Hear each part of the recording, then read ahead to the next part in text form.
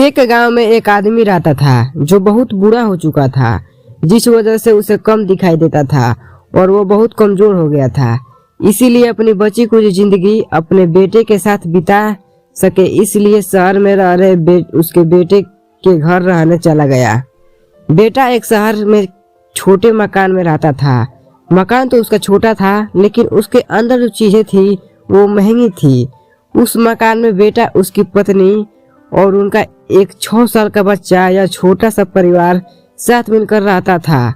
बूढ़े पिता के आने से उनके परिवार का एक सदस्य और बढ़ गया। यह पूरा परिवार रोज सुबह शाम डाइनिंग टेबल पर साथ में खाना खाया करता था। बूढ़ा पिता अपनी कमजोरी के चलते हमेशा खाने की चीजें नीचे गिराता रहता और कई बार कांच के बर्तन भी टूट जाया करते थे। कुछ दिनों तक तो बहू और बेटे ने यह सब सहन किया, लेकिन बाद में वे दोनों बूढ़े की ऐसी हरकतों से चिढ़ने लगे। एक दिन बेटे ने कहा कि ऐसा कब तक चलते रहेगा, हमें कुछ करना पड़ेगा। उसकी पत्नी भी इस बात से सहमत हुई। अगले दिन बेटा कहीं से एक पुराना मेज लेकर आया और घर में एक कोने में उसे लगा दिया और अपने पिताजी से कहा कि आप यहीं पर बैठकर खाना खा लीजिएगा। उन्होंने एक लकड़ी का बर्तन भी बनवाया जिसमें वे अपने बूढ़े बाप को खाना देने लगे। अपने कांच के कीमती बर्तन बचाने के लिए अपने बूढ़े बाप को लकड़ी का बर्तन देने में उन्हें जरा सा भी शर्म नहीं आई। अब खाने का समय जब जब होता तो बूढ़ा बाप एक कोने में बैठकर खाता और बाकी का परिवार डाइनिंग टेबल पर खाना खाया करता था। डाइनिंग टेबल पर बैठे बैठे दोनों पति पत्नी कभी कभी अपने बूढ़े बाप की तरह देख लिया करते। बूढ़े बाप की आंखों में उन्हें आंसू भी नजर आते, मगर अन पर जैसे कोई असर नहीं होता। बूढ़े का पोता भी यह नजारा हमेशा देखता और वो अपने में ही खोया रहता।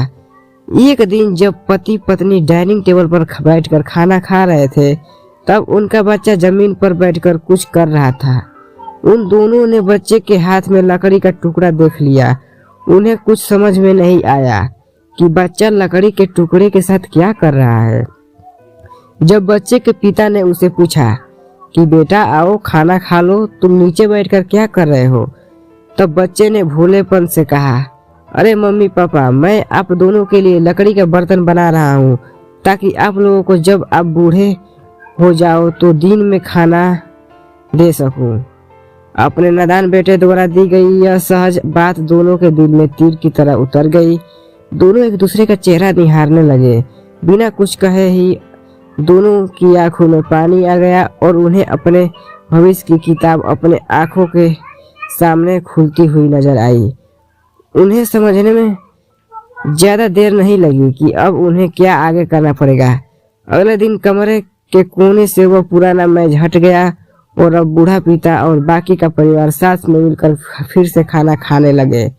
बूढ़े की कमजोरी की वजह से हो रही गलतियां भी अब किसी को भी नहीं चिढ़ाती थी। तो दोस्तों, आपको यह कहानी कैसी लगी कमेंट कर जरूर बताइएगा। अगर अच्छी लगी तो आप अपने दोस्तों और परिवार के साथ इसे शेयर कर सकते हैं और खास करके ऐसे लोगों को साथ जरूर शेयर कीजिएगा जिनका व्यवहार बड़े बूढ़ों की तरह अच्छा ना हो। धन्यवाद।